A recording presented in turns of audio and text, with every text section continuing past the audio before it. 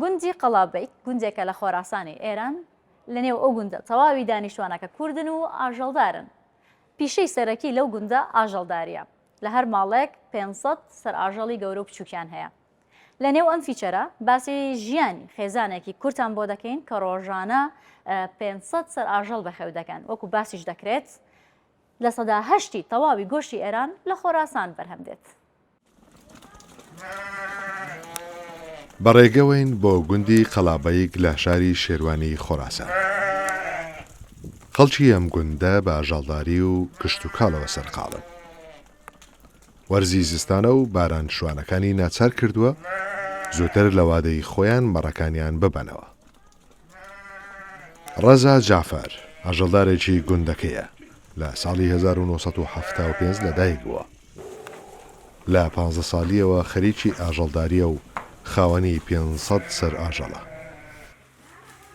خەریکی ئامادەکردنی ئالیکە بۆ ئاژەڵەکانی چونکە وەرزەکە ساردە و پێویستە ئاژەڵەکان تێر بکرێن بۆ بەرگەگرتنی ساردی زستان و هەروەها بەرهەمهێنانی شیری زیاتر. بله مشکلات ما اشویرم واقعا جبر روی تنه مرای 2 ماه زمستان تنه‌وی تقریبا 5 ماه 6 ماه هم لوی زندگی اکنوی 5-6 ماه خیلی سختی ها اکشینه علوفه خیلی سنگینه و از اوضاع اصلا تنه نجا جیک نجا کوی که کل تشتکرنه خیلی سنگین سومت تبا اصلا سود خواهی بیاد سومت تنه بی شغلان اگر کسی نه اخوان جمعه حمایت کن برای شغلا برف نه چون خیلی جمعیت لبیو زندگی که امجی لوی تنها نه 1000 فرق جماعت ها کرد فارس ترکمن کل لوی اشویرن مشغولن بی زندگی را تکم کل جل اول برشکستوی نه کسی که فعلا جماعت دفع نکری و هم قلبی شغلا ما ادامه دو امجی کلا لحال تمام شدنه اگر با سالا ای سال جا کو به سالکین اشویر نصف جیتن اصلا شاید 1/3 بیشتر جویر نمینه پس خواهشمندنه اگر کمک جدسوتیم و مرا کمک کن.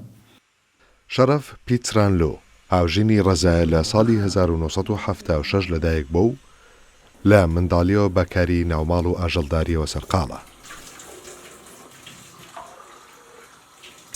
جگە لە کاری ماڵەوە دۆشینی ئاژەڵەکانیش لە ئەستۆی ئەوە.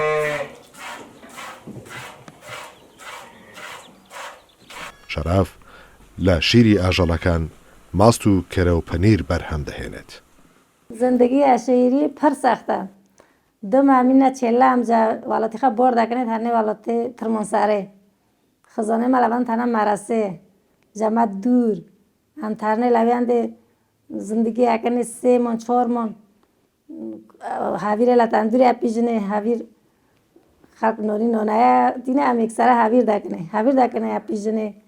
جای باز از اکسره نوف پیز دانه زما سخته هموم تنه. جمعه که برده کنه تینه جای تنه گلیله 2 مولند پیز داوشنه پس ترا چوله ته پیز داوشنه یکنه مسکا چه یکنه مسکا رونیزار چه یکنه پیندیر لیه خننه مستخوش کجی اگرنه کار می روزمره ده. تەواوی دانیشتوانی ئەم گوندە کوردن و بە شێوەزاری کورمانجی قسە دەکەن. ئەوانیژەم کوردانن کە لە سەردەمی ڕەزاشادا لە ناوچە کوردستانیەکان ڕاگوێزراون بۆ خۆراسان. و تراکتورها مخصوص آب کشاندن پمپ است. آب پیز را آب اکشینی ل مواقعی که آفتنه اشکالی از صدان جلون اوی پمپ ها توی طریقی پمپ آب بکشینی جو که تانکری خبوی پس آبی خب بخون. لە تەواوی گوندەکانی خۆراسان 5,000 خانەوادەی ئاژەڵدار هەن. هەزار بنەماڵەیان کۆچەرن و ساڵانە زیاتر لە 400 کیلۆمتر لەگەڵ ئاژەڵەکانیان هاتوچۆ دەکەن. بەپێی قسەی دانیشتوانی خۆراسان زیاتر لە 90% داهاتی خەڵکەکەی لەسەر ئاژەڵداری و کشت و کاڵە. هەروەها 8% گۆشتی تەواوی ئێران لە خۆراسان بەرهەم دەهێنێت.